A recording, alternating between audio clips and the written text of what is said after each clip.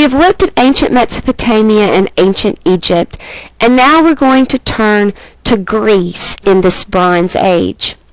We're going to focus on three main areas of ancient Greece. The Cyclades, which is a small group of islands around the Aegean Sea that was very sophisticated.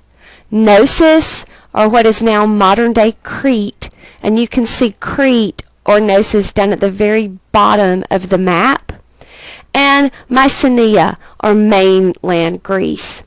These Greeks were very sophisticated, civilized people, and we can learn a lot through their cultures. To start off with, the Cyclades were the site of one of the earliest Greek settlements. They are a group of islands in the Aegean, and to go along with the age that we're in, we know that the inhabitants of the Cyclades used bronze tools. Now, their art was typically limited, but one of the most famous type of artwork in the Cyclades during the Bronze Age were what we call the Cycladic Idols. Now, this is a very typical example of a Cycladic idol. There was no face, except for that ridge, central ridge of a nose. They were usually marble. They ranged in size from a few inches, and they could be life-size, but most were about a foot tall. They were typically found in graves, and most are women.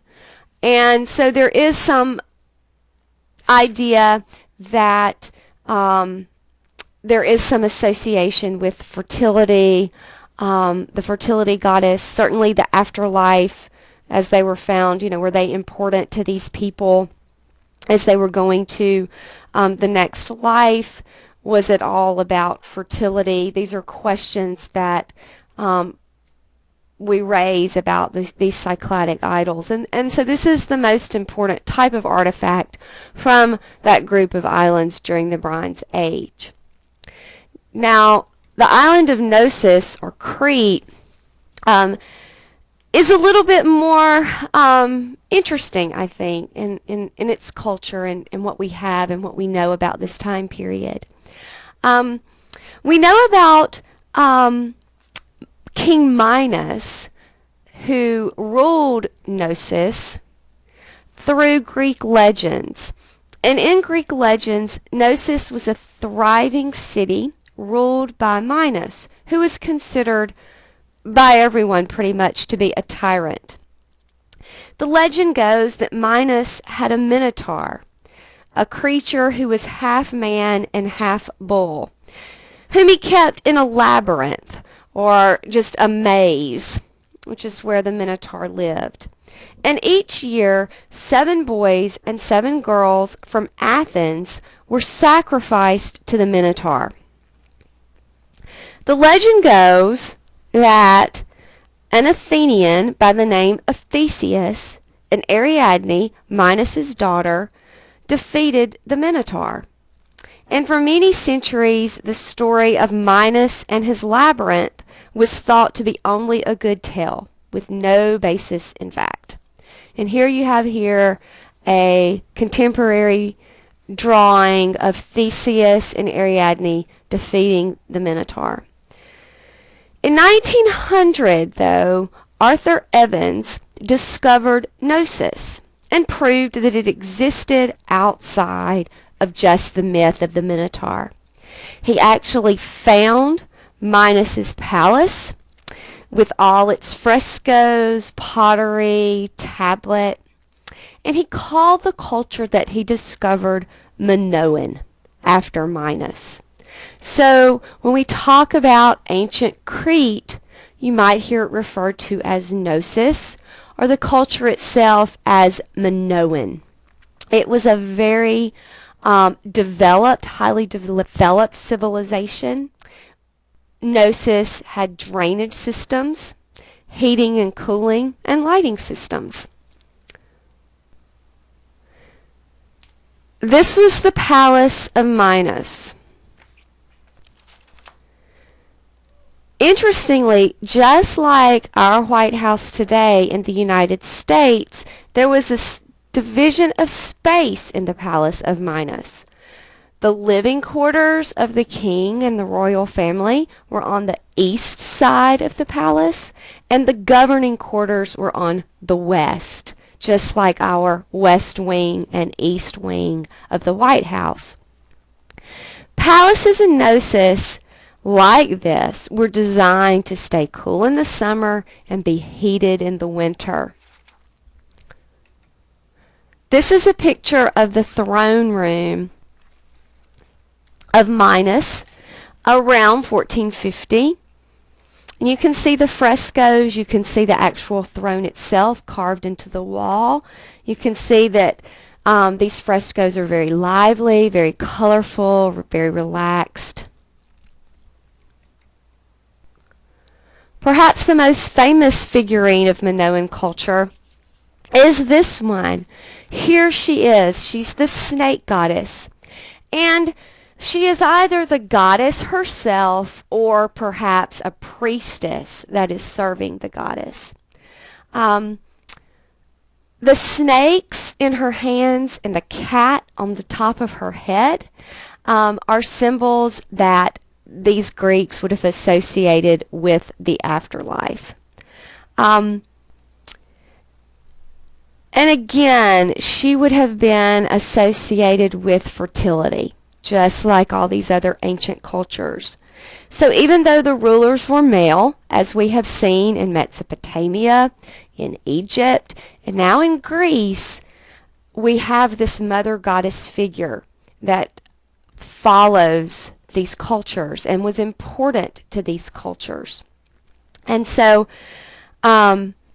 Gnosis was a thriving area until around 1450 BC, and it was invaded by the mainlanders, the Mycenaeans, and by 1400 the indigenous Minoan culture in Gnosis had virtually vanished.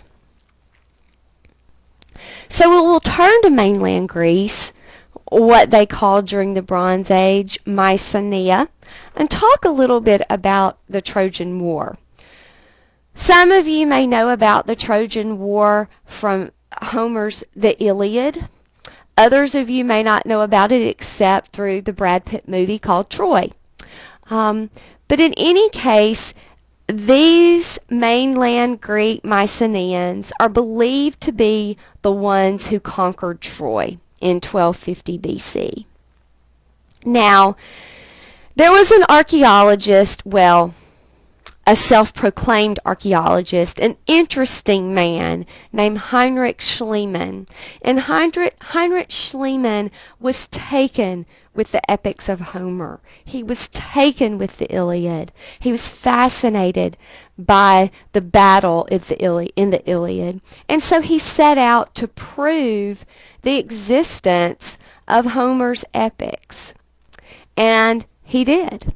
He discovered Troy in 1870 and Mycenae in 1876. Now, there are many questions about the Trojan War. Some people say it was just a story that Homer made up. But because of Schliemann, we know that both Troy and Mycenae were actual places. Now, did they fight a war, or was that all in Homer's imagination? According to Homer in the Iliad, the Trojan War started when Prince Paris of Troy stole Helen, wife of the Greek king Menelaus. That started the war. Much of the poem is myth. There's actually no evidence of Helen or Achilles actually existing except in the pages of Homer's epic poem, the Iliad. But we can ask the question, did Homer base the events of the Trojan War in fact? We know the Mycenaeans did exist. We know the Trojans did exist. We know there was a great palace where a great king like Agamemnon from the Iliad could have lived. We know that the Mycenaeans and the Trojans were trading partners, and perhaps the war could have started because trade went bad. Perhaps Troy got caught in the crossfire between the Mycenaeans and the Hittites, which surrounded them.